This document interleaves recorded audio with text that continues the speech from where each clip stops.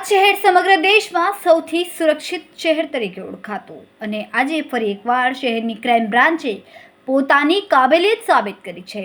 રાજસ્થાનના અજમેર રામગંજમાં થયેલી બેવડી હત્યા કેસના વોન્ટેડ આરોપીને રાજસ્થાન પોલીસે ન પકડી શકી, પણ અમદાવાદ ક્રાઇમ બ્રાન્ચે ગણતરીના સમયમાં જ ઝડપી પાડ્યા।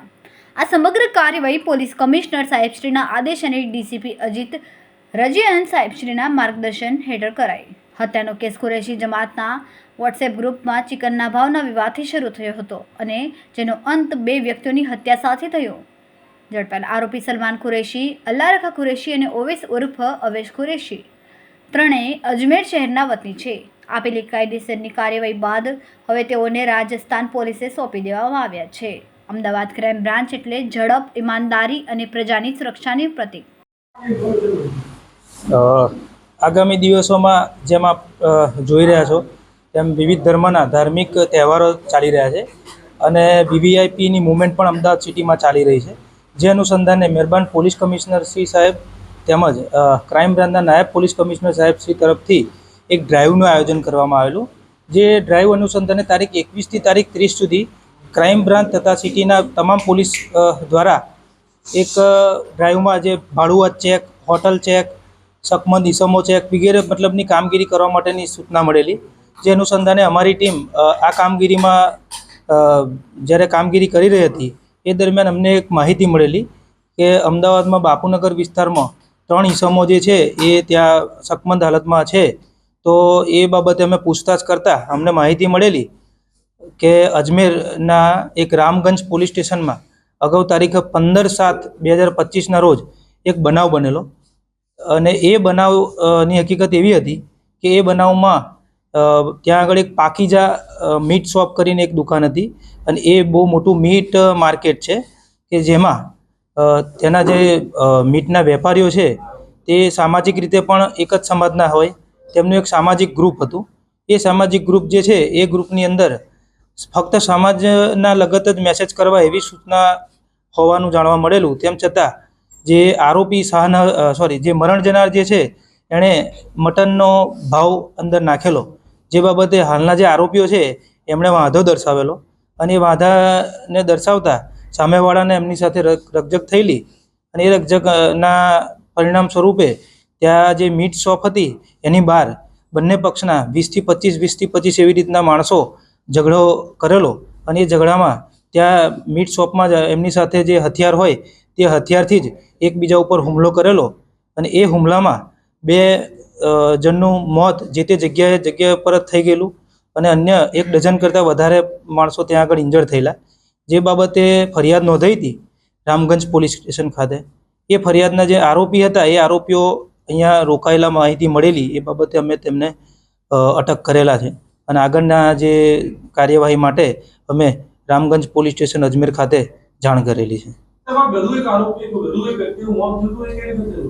આ બનાવ જે બનેલો એ બનાવ બાદ સામેવાળા જે છે એમણે પણ જે હાલના આરોપી છે એમના કાકા ઉપર એ જ બનાવનો બદલો લેવા સારું આમના જે કાકા છે એમની ઉપર ગાડી ચડાવી અને એમનું પણ મર્ડર કરેલું।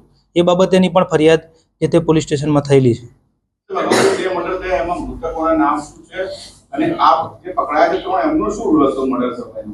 આ જે પકડાયા છે એ લોકો 3 સગા ભાઈ છે। ટોટલ 5 ભાઈ છે, એમાંથી 2 ભાઈ જગ્યા પર જ ઇન્જર્ડ થતાં ત્યાં જ પકડી ગયેલા। આમના ફાધર પણ આરોપી છે અબ્દુલ અલી, એ પણ હાલ વોન્ટેડ છે અને જે મરણ જનાર છે મરણ જનારના જે નામ છે તે ઇમરાન અબ્દુલ રહીમ કુરેશી અને તેમનો ભત્રીજો શાહનવાજ શબ્બીરભાઈ કુરેશી। અને જે શાહનવાજ શબ્બીરભાઈ કુરેશી છે એમણે જ મટનનો જે ભાવ છે એ વોટ્સએપ ગ્રુપમાં નાખેલો। હકીકતમાં આ આરોપીઓનો જે ઝઘડો થવાનું કારણ હતું કે મટનનો જે ભાવ છે એ બજાર ભાવ 200 રૂપિયા ચાલતો હતો અને જે શાહનવાજ કુરેશી છે એણે એ ભાવ 130 નાખેલો।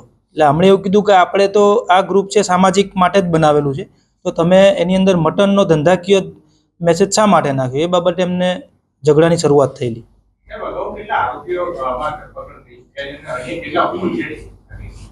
આ બાબતેની જે ફરિયાદ થયેલી છે રામગંજ પોલીસ સ્ટેશનમાં તેમાં ફરિયાદમાં કુલ 14 આરોપીઓના નામનો ઉલ્લેખ છે। તે પૈકી જે જગ્યા પર જ જે લોકો ઇન્જર્ડ હતા, કારણ કે બનાવ એ પ્રકારનો હતો કે હથિયાર જે છે મટન કાપવાના હથિયારથી આ બનાવ બનેલો એટલે ઘણા બધા 1 ડઝનથી વધારે લોકો ઇન્જર્ડ થયેલા. તો આરોપીઓ પણ ઇન્જર્ડ હતા. એટલે જે તે વખતે જ 7 થી 8 આરોપીઓ તો જગ્યા પરથી પકડાઈ ગયેલા હતા. અને હાલ જે પકડ્યા છે આપણે 3 આરોપી, એ સિવાય પણ હજી 3 થી 4 આરોપીઓ આ ગુનામાં નાસ્તા ભરતા છે. આ જે 3 આરોપીઓ છે એ 3 ભાઈ, સગા ભાઈ છે. જે અબ્દુલ અલી કુરેશી કે જે હાલ વોન્ટેડ છે આ ગુનામાં, એમના 5 દીકરા પૈકી 3 દીકરા છે. એકનું નામ છે સલમાન અબ્દુલ અલી કુરેશી, બીજાનું નામ છે અલ્લા રખા અબ્દુલ અલી કુરેશી અને ત્રીજાનું નામ છે ઓવેશ અબ્દુલ અલી કુરેશી.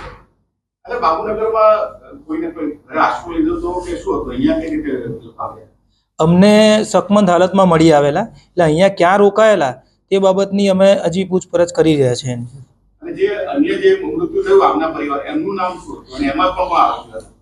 એમનું જે મૃત્યુ થયેલું આમના કાકાનું, એમનું નામ જે છે એમનું નામ ગુલામ નસીરુદ્દીન અલ્લાહ બક્ષ કુરેશી. એમની ઉંમર હતી 53 વર્ષ.